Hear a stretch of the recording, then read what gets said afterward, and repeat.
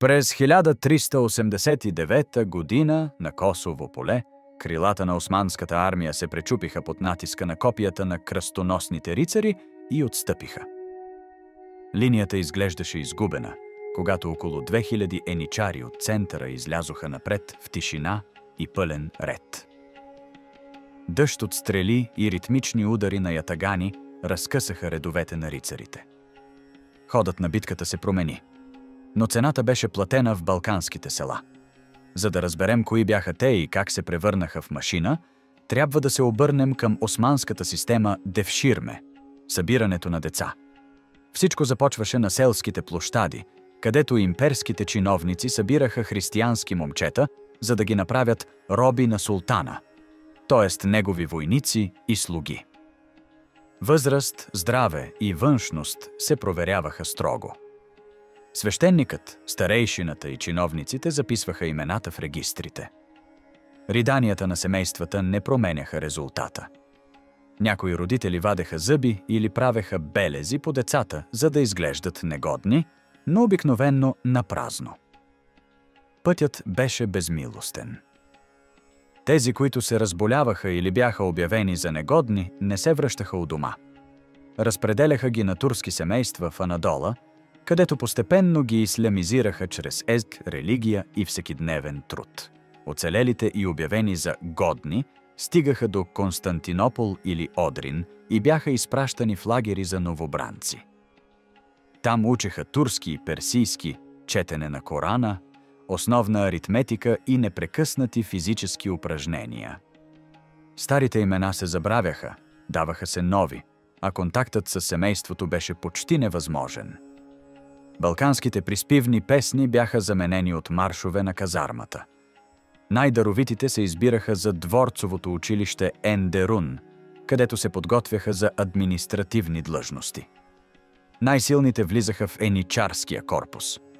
В първите десетилетия им беше забранено да се женят, да притежават имущество или да упражняват занаят. Целта беше да се създаде ядро, което с една дума на султана да тръгва и към смъртта. Това ядро се прочу при Варна и през 1453 година на стените на Константинопол, благодарение на дисциплината и барута. Славата им растеше, но в балканската памет растеше преди всичко сянката на децата, отведени от домовете. Когато наближаваше денят на събирането, в селата се заключваха вратите, а децата се криеха в горите.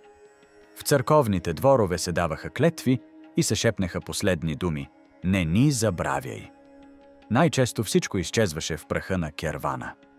Години по-късно същото дете стоеше на стража пред стените на родината си, молейки се на чужд език. Тази история в балканските жалейни песни отекваше единствено като тъга. Еничарите се превърнаха в двигател на османските военни успехи. Изкачване на стени, задържане на фронт, отблъскване на атаки – всичко това беше тяхно дело. Европейските пътешественици ги описваха като каменни лица, ритмичен механизъм. Но машината беше изградена от човешки тела. Нейното масло бяха сълзите на балканските майки, а горивото – сърцата, втвърдени от раздялата.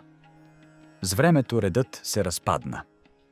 От 16 век нататък срещу подкупи в корпуса влизаха и деца от турски, арабски и персийски произход. Забраните за брак и имущество се разхлабиха. Границата между казарма и пазар се изтри. При раздаването на заплати избухваха бунтове, а еничарите свързваха интересите си с градските еснафи. Така ядрото, което се движеше с една дума на султана, се превърна в множество, което се пазареше и търсеше лична изгода. Политическите последици бяха тежки. Осман II, който планираше реформи и нова армия, през 1622 година беше удушен от водачите на корпуса. Смъртта на младия Осман показа, че някогашната послушна машина може да се обърне срещу султана.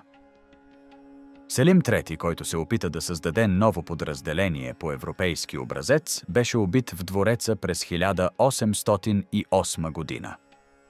Тези две екзекуции показаха, че еничарите са се превърнали във власт над двора. Структурата обаче не изчезна веднага. Улиците на Константинопол още години кънтяха от спорове за заплати и дажби. Европейските дипломати описваха еничарите като цех в държавата политическа група за натиск. Накрая Махмуд II през 1826 година, опрян на артилерията, разпусна корпуса. Събитието стана известно като щастливото събитие. Достатъчно е да се каже, редът, изграден върху откраднатите деца, рухна под собствената си тежест. В балканската памет еничарите остават огледало с две лица. От едната страна надарени младежи, които се изкачваха по стълбите на двореца и оформяха съдбата на империята. От другата – безмълвният плач на майките, празните люлки и езиците, откъснати от родината. В Косовската утрин, когато крилата се клатеха, а центърът издържаше, силата на линията идваше именно от това откъсване. Машината свърши своята работа, но цената беше изтръгната от сърцето на Балканите.